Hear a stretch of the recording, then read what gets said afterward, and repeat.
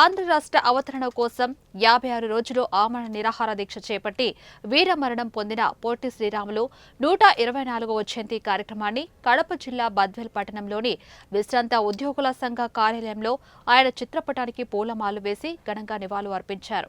ఈ సందర్భంగా సంఘ అసోసియేట్ అధ్యక్షులు గంజిగుంట పుల్లయ్య, ప్రధాన కార్యదర్శి కత్తి బ్రహ్మయ్య, ఆర్గనైజింగ్ కార్యదర్శి ముండ్లపాటి పిచ్చయ్య మాట్లాడుతూ ఆంధ్ర రాష్ట్ర అవతరణ కోసం ఆయన నిర్వహించిన నిరసన ఉద్యమ ప్రళయానికి తట్టుకోలేక ఆయన మరణాంతరం ఆంధ్ర రాష్ట్రం ఏర్పడిందని, ఆయన పుణ్యమే ఆంధ్ర రాష్ట్ర ఏర్పాటు కారణమని వారు అన్నారు.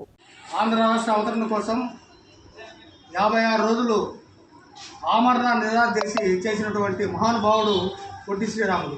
పొట్టి శ్రీరాములు 124వ జయంతి సందర్భంగా మన పెన్షన్ కార్యాలయం ఈ కార్యక్రమం ఏర్పాటు చేయడం జరిగింది. ఈ కార్యక్రమానికి మీరందరూ వచ్చినందుకు మీ అందరికీ ముఖ్యంగా అందరికీ ధన్యవాదాలు తెలుపుతూ ఈ కార్యక్రమంలో ప్రధాన కార్యదర్శి కత్తి బ్రహ్మయ్య గారు మాట్లాడవలసిందిగా కోరుతున్నాం. అందరికీ నమస్కారం. ఎందరో మహానుభావుల పుణ్యఫలం వలన మనకు భారతదేశము బ్రిటిష్ వారి పరిపాలనలు విముక్తి కలిగి 1947 ఆగస్టు 15వ తేదీన మనకు స్వాతంత్రం వచ్చింది. స్వాతంత్రం వచ్చిన తర్వాత భాషా ప్రయుక్త రాష్ట్రాల ప్రకారము రాష్ట్రాలు ఏర్పాటు చేయనుంది. అయితే మన ఆంధ్రులను మద్రాసు రాష్ట్రంలో కలిపినారు. నైజాం వచ్చేసి తెలంగాణ ప్రాంతం వచ్చేసి నైజాం రాష్ట్ర పాలనలో ఉన్నది.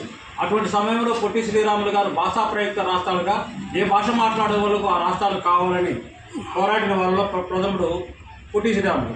అయితే పోరాడిన ఆయన మాటల వల్ల రాష్ట్రం ఏర్పడలేదు. దాంతో మద్రాసులో ఆయన పేరు మర్చిపోయాను, వాళ్ళ ఇంటిలో ఆమరణ నిరాక్షణ చేసి సుమారు 56 రోజులు ఆమరణ నిరాక్షణ చేసి 51లో ఆయన 53లో ఆయన మరణించాడు. 50 రోజుల తర్వాత మరణించిన తరువాత ఆయనను వచ్చేసి మన తెలుగు వాళ్ళు కొద్దిమంది ఒక 10-15 మంది ఒక 20